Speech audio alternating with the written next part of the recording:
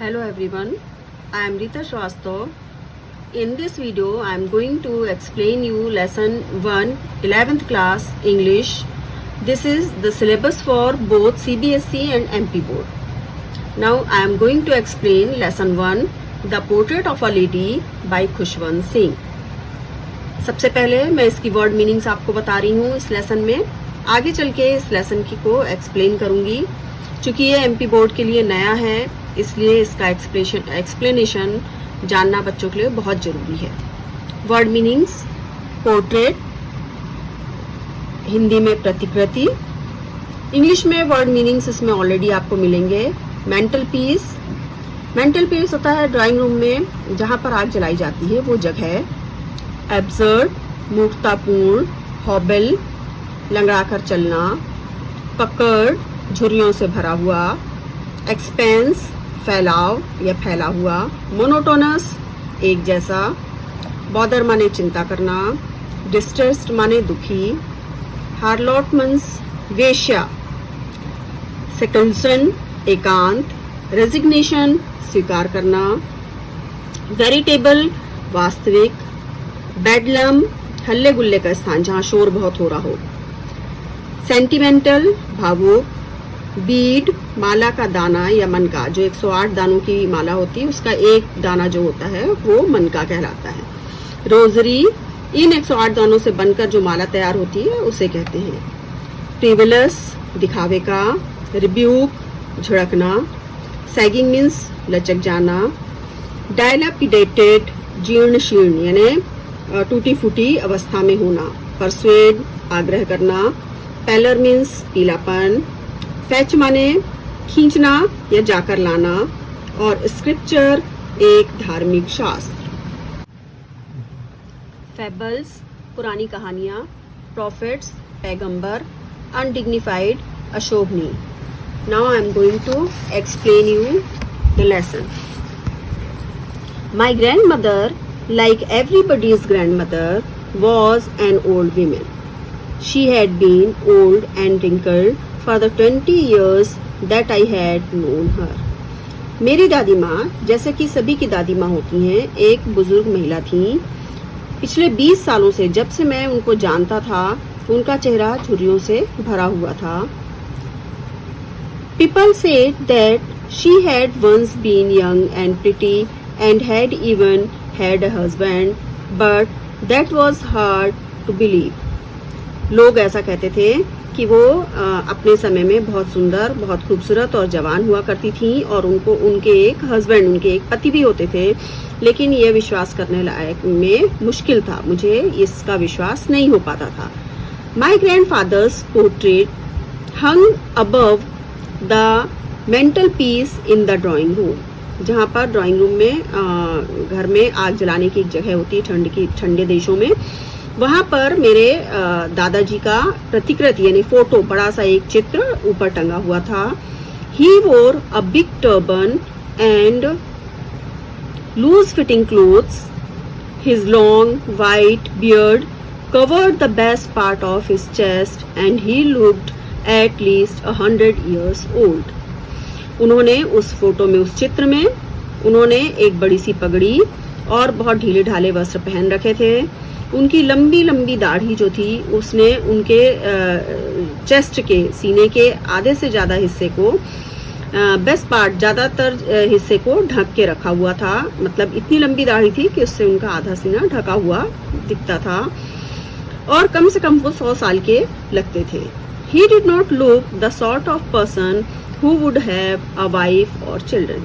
वो बिल्कुल भी ऐसे व्यक्ति नहीं लगते थे जिनको कि एक पत्नी भी होगी और बच्चे भी होंगे. He looked as if he could only have lots and lots of grandchildren. वो सिर्फ ऐसे जरूर दिखते थे जैसे उनके बहुत सारे नाती पोते होंगे, यानी ग्रैंड चिल्ड्रंस होंगे, बच्चों के भी बच्चे. As for my grandmother being young and pretty, the thought was almost revolting. जहाँ तक मेरी दादी माँ के जवान और सुंदर होने की बात है, ये विचार मुझे उद्वेलित करता था. She often told us of the games she used to play as a child.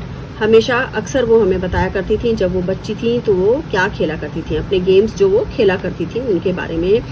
That seemed quite absurd and undignified on her part, and we treated it like the fables of the prophets she used to tell us. और जो बातें वो बताया करती थी ये मुझे हमेशा मूर्खतापूर्ण और अशोभनीय लगती थी, और हम उनकी बातों को जो बताती थी उन्हें पैगंबर की कहानियाँ माना करते थे, पैगंबर की कहानियों जैसा समझा करते थे. She had always been short and fat and slightly bent. वो हमेशा से She had always been short and fat and slightly bent. Her face was a crisscross of wrinkles running from everywhere to everywhere. वह हमेशा से, मेरी दादी माँ हमेशा से छोटी, मोटी और थोड़ी सी झुकी हुई थी. Her face was a crisscross of wrinkles running from everywhere to everywhere. उनका चेहरा झुर्रियों से हर जगह तक पूरी तरह से भरा था. No, we for certain she had always been as we had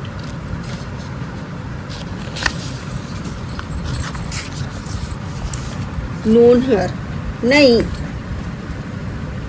हमें इतना तो विश्वास था कि वे हमेशा से वैसी ही हैं जैसे उन्हें मैंने देखा. So terribly old that she could not have grown older. इतनी ज़्यादा बुजुर्ग, इतनी ज़्यादा बूढ़ी कि अब उससे ज़्यादा हो नहीं सकती. And had stayed at the same age for 20 years. और 20 साल से वो ऐसी ही अवस्था में स्थिर थी. She could never have been pretty. बहुत खूबसूरत तो नहीं थी, वो नहीं हो सकती थी.